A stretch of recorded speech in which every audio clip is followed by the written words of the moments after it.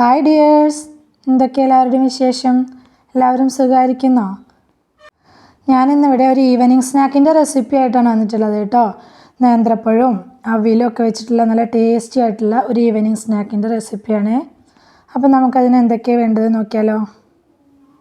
അതിനായിട്ട് ഞാനിവിടെ 3 മീഡിയം സൈസുള്ള നേന്ത്രപ്പഴം കട്ട് ചെയ്തെടുത്തിട്ടുണ്ട്.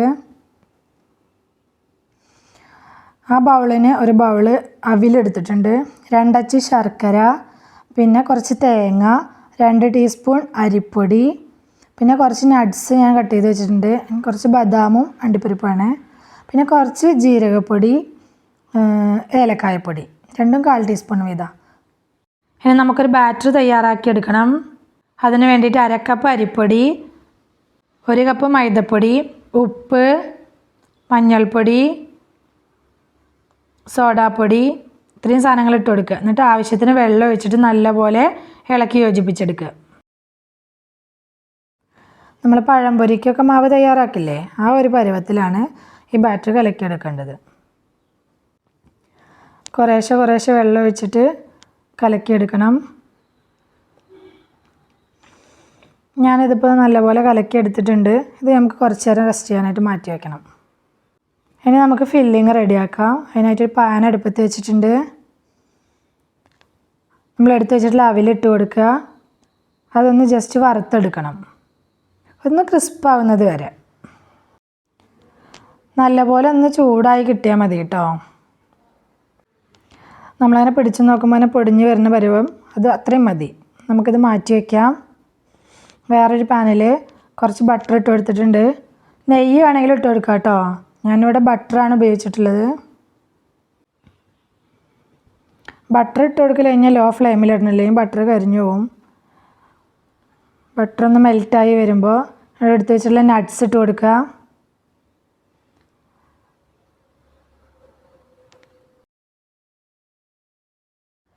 അതൊന്ന് ചൂടായി വരുമ്പോൾ നമ്മൾ കട്ട് ചെയ്തെടുത്ത് വെച്ചിട്ടുള്ള നേന്ത്രപ്പഴം ഇട്ട് കൊടുക്കുക.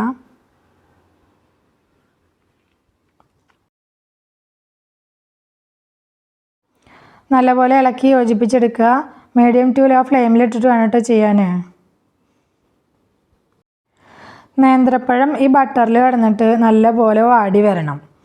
ബട്ടർ വേണമെന്ന് ഒരു നിർബന്ധമില്ല, നെയ്യിലുണ്ടാക്കിയാലും നല്ല ടേസ്റ്റാണ്. ആ സമയം തന്നെ ഞാനിവിടെ ശർക്കര ഉരുക്കാൻ വെച്ചിട്ടുണ്ട് കേട്ടോ. നമ്മുടെ പഴമൊക്കെ ഇതുപോലെ നല്ലപോലെ ആയി വരുന്നുണ്ട്. ഈ സമയത്ത് നമ്മൾ എടുത്ത് വെച്ചിട്ടുള്ള തേങ്ങ ചേർത്ത് കൊടുക്കുക.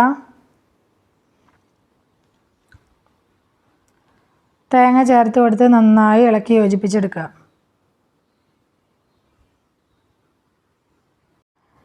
ശേഷം ഞാനിവിടെ ഉരുക്കി വെച്ചിട്ടുള്ള ശർക്കര പാനി ഇതിലേക്ക് ഒഴിച്ചു കൊടുക്കുന്നുണ്ട്.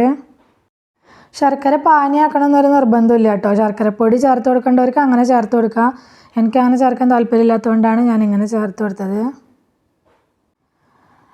ശർക്കര പാനി ഒഴിച്ചു കൊടുത്ത ശേഷം 1/4 ടീസ്പൂൺ ഏലക്കായപ്പൊടിയും 1/4 ടീസ്പൂൺ ജീരകപ്പൊടി എടുത്ത് വെച്ചിട്ടില്ലേ, അത് ഇതിലേക്ക് ചേർത്ത് കൊടുക്കണം. ഈ സമയം തന്നെ അവിലും ഇട്ട് കൊടുക്കുക. ഇനി ലാസ്റ്റ് നമുക്കിതിലേക്ക് എടുത്ത് വെച്ചിട്ടുള്ള ഒരു ഇൻഗ്രീഡിയൻസ് കൂടി ചേർക്കാണ്ട് അരിപ്പൊടി, അത് ഈ സമയത്ത് ചേർത്ത് കൊടുക്കുക. അരിപ്പൊടിയും കൂടി ചേർത്ത് കൊടുക്കൽ കഴിഞ്ഞാൽ ഈ മിക്സ് നല്ലപോലെ യോജിച്ച് വരുന്ന വിധത്തിൽ നന്നായി ഇളക്കി യോജിപ്പിച്ചെടുക്കണം.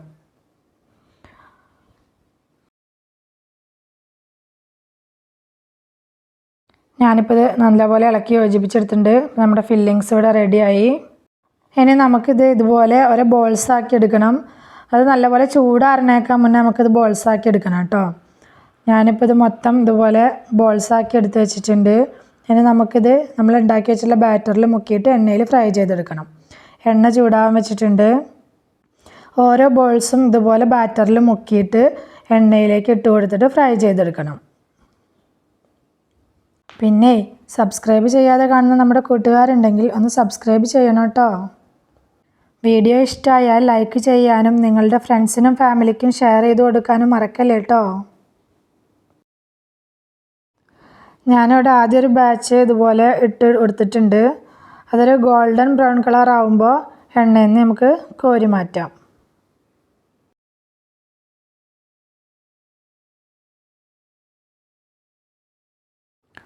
ബാക്കിയുള്ളത് കൂടി നമുക്കിതുപോലെ ഫ്രൈ ചെയ്തെടുക്കാം. ഞാനിപ്പോൾ ഇവിടെ മുഴുവനും ഫ്രൈ ചെയ്തെടുത്തിട്ടുണ്ട്. നമുക്ക് 4 മണി ചായയുടെ കൂടെ കഴിക്കാൻ പറ്റിയിട്ടുള്ള ഒരു അടിപൊളി സ്നാക്കാണ്. നല്ല ടേസ്റ്റി ആയിട്ടുള്ള ഫില്ലിംഗ് ആണ് ഇതിൻ്റെ. നമ്മൾ നട്ട്സൊക്കെ ചേർത്ത് കൊടുത്തതുകൊണ്ട് അത് ഇടയിൽ ഇങ്ങനെ കടിക്കുമ്പോൾ നല്ല ടേസ്റ്റാണ്. ഇതുപോലെ തയ്യാറാക്കി നോക്കിയിട്ടില്ലാത്തവരാണെങ്കിൽ ഒന്ന് തയ്യാറാക്കി നോക്കൂ കേട്ടോ.